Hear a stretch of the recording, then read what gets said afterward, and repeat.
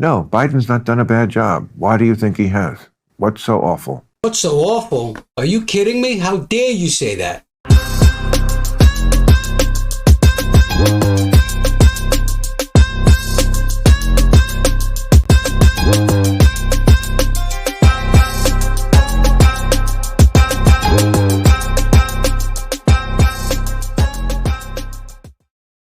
Hey guys, welcome back to another live reaction video. I'm Jason. This is Cal. Hey. So yeah, today we have a bunch of clips and we're going to show you exactly why Joe Biden is so awful. But before we get into that, guys, please like, subscribe, and share this video with as many people as possible and help us grow our channel. Yes, please. Please. You know, we have 65 subscribers. You know, we're on a roll right now, and we're on a mission to get to 100. So please subscribe. Did you do it yet? Did you do it? Take a minute and subscribe. Come on, man. Stop playing. Doesn't cost you anything. It's free. Doesn't cost you a thing, and you're going to help us grow our channel. Yeah. That'd be good. Did you do it yet? They did it. They did it? All right, sure? cool, man. Thank you. Thank you. We really appreciate it. You know, we're on a mission to get 100 subscribers, so we appreciate you subscribing right now. Yeah. So now we're going to show you the clips. You know, we're going to prove to you why Joe Biden is not the right man for this job. Yeah. Stay tuned. Record-breaking prices at the pump. People are stunned by today's gas prices. Oh my God. Why did gas get so expensive? The reason for that is because of Putin's war. The trouble with blaming Putin's war is that most of the price rise came before Ukraine was attacked. So some politicians blame price gouging and corporate greed. Rising gas prices smacks of price gouging. Excess profit. Well, they just raised the price to make more money. Well, if Big Oil could raise prices anytime they wanted and get away with it, then why were they so cheap in 2020, 2019, 2018? President Biden wasted no time signing an executive order revoking the Keystone Pipeline permit. It immediately cancels construction of the 875-mile pipeline stretching from Canada, ultimately connecting to Gulf refinery. If you look at oil prices, they've come down very substantially over the last couple of months. That's because of me. Because you have a monopoly called OPEC. And I don't like that monopoly. I don't like it. And oil prices are coming down. I don't want to drive the oil prices up to $100 or $150 a barrel, which could happen very easily. It's a very fragile market. Very, very fragile. I know it very well. Man, you see that? Yeah. You see the stark difference? So you got Trump talking about how he was handling OPEC. Yeah. I remember when Trump was in office and the gas prices were under $2 a gallon over here, especially in New Jersey. New Jersey is one of the cheapest gases in the country, and we were under $2 a gallon. And we haven't seen that since ever. Freaking 90s. Yeah, it was ridiculous. You know, back in the 90s. So it was just like, wow, this is crazy. Right.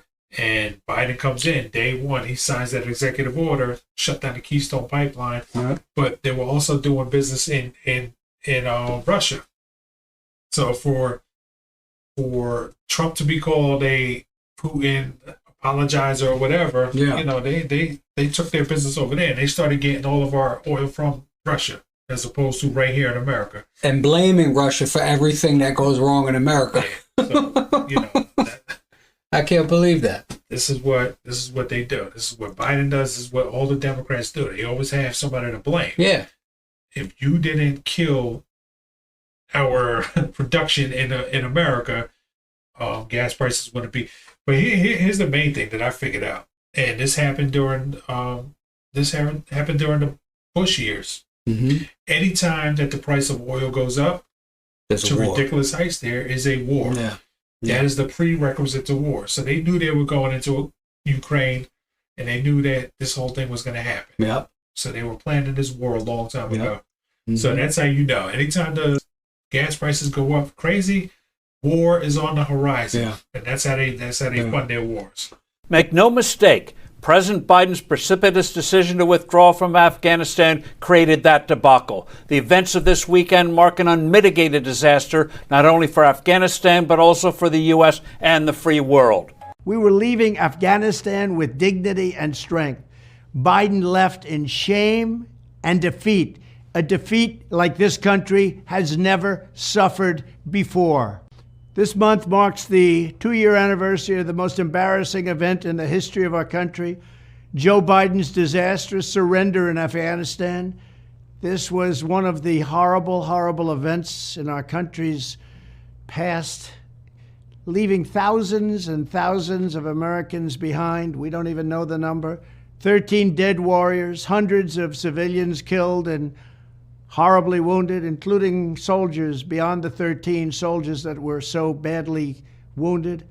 And $85 billion worth of the finest military equipment anywhere in the world abandoned, handed over, call it what you want, to the Taliban. It was a surrender. Never before has there been such an egregious display of incompetence and weakness on the world stage. You don't bring the soldiers out first, you bring the soldiers out last, Joe. Ever since that horrendous event, the United States and the world have been paying a very steep price.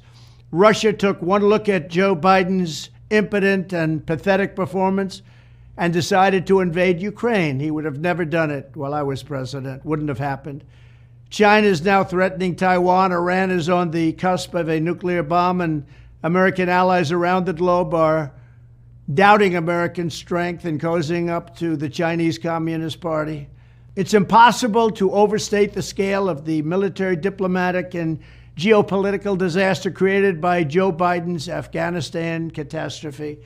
President Biden is asking Congress to approve more than $100 million in aid. After delivering an Oval Office address Thursday, Biden sent his request to Congress for a massive aid package for Israel, Ukraine, and other causes. The $105 billion aid package includes $14 billion for Israel, $60 billion for Ukraine. Senate Democratic leader Chuck Schumer saying the package is expected to move through the Senate quickly, but getting the aid package through the U.S. House will be more complicated. Yeah, man. Crazy, right? Stark difference between how Biden handled Afghanistan, how he handles Ukraine, and you know, now all of a sudden we have all these wars. You know, we got Ukraine, we got the Israel thing happening. You know, when Trump was in office, it was nothing but peace. And that was the main theme of everything. You know, when he first came in, they were like, oh, he's erratic, he's going to create all these wars and all this conflict. He did the exact opposite. The opposite of it. He created peace plans. You know, he created peace deals in Israel and stuff like that. Right. Now all of a sudden Biden comes in. Now you got a war in Russia. Then you got a war, you know, Russia, Ukraine. Then you have the Israel conflict. Now you have, we're on the brink of World War III. You have China about to invade Taiwan. You know, so basically it's like sharks. Sense weakness. Biden is a weak person. He's a weak leader. He's not even the leader. Let's be honest. That is not him. He's not in charge of anything. He's not the president. You know, he's just this puppet that they put in front of everybody. And people actually believe that it's him that's doing anything. Right. You know, he's nothing.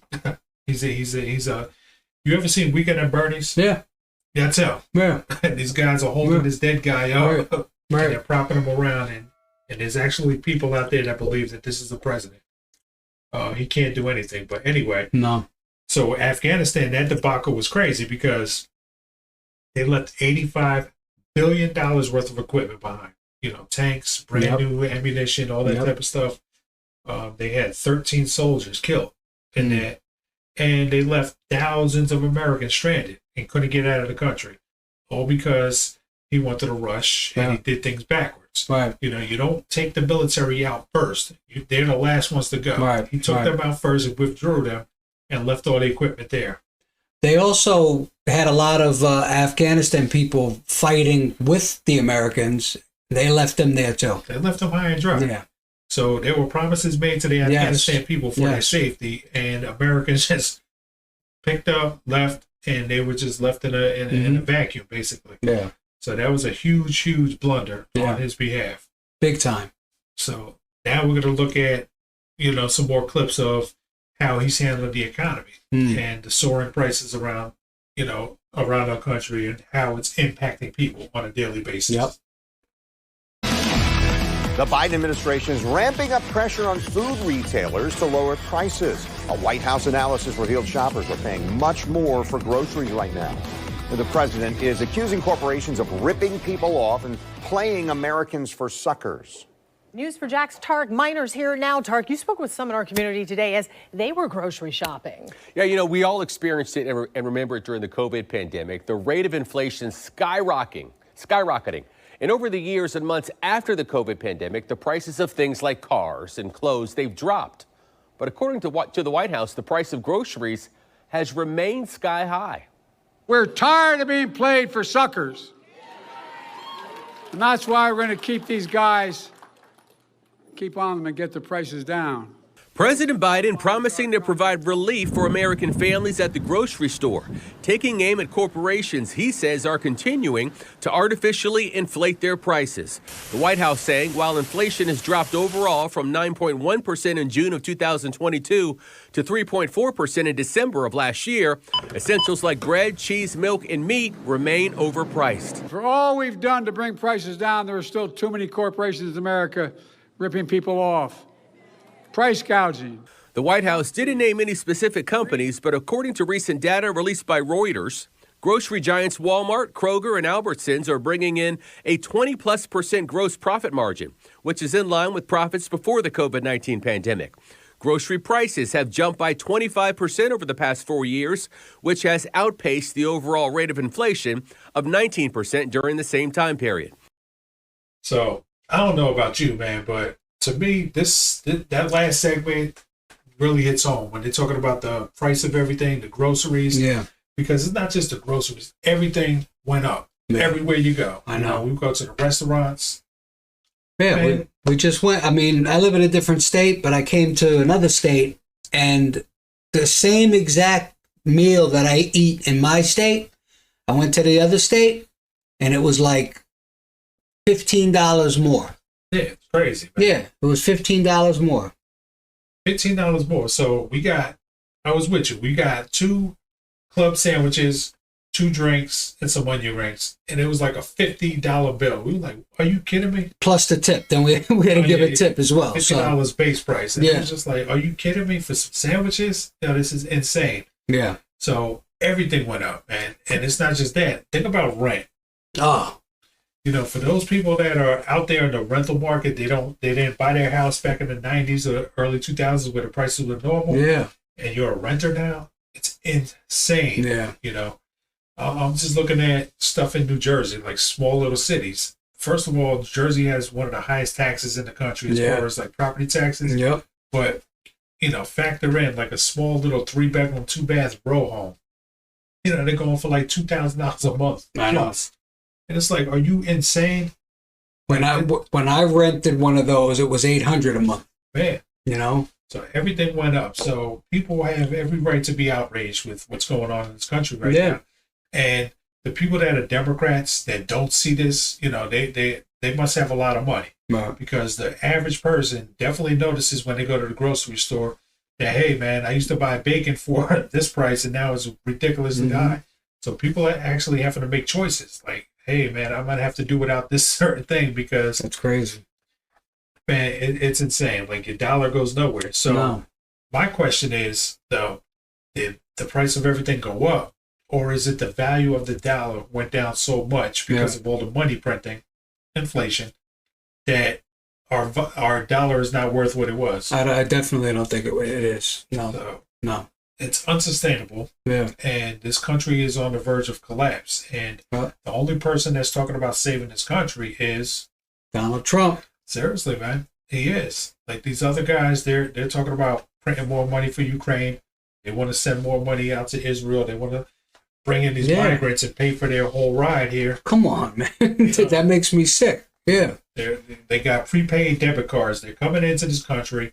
They got prepaid debit cards. They got free medical, free dental, whatever the hell they want.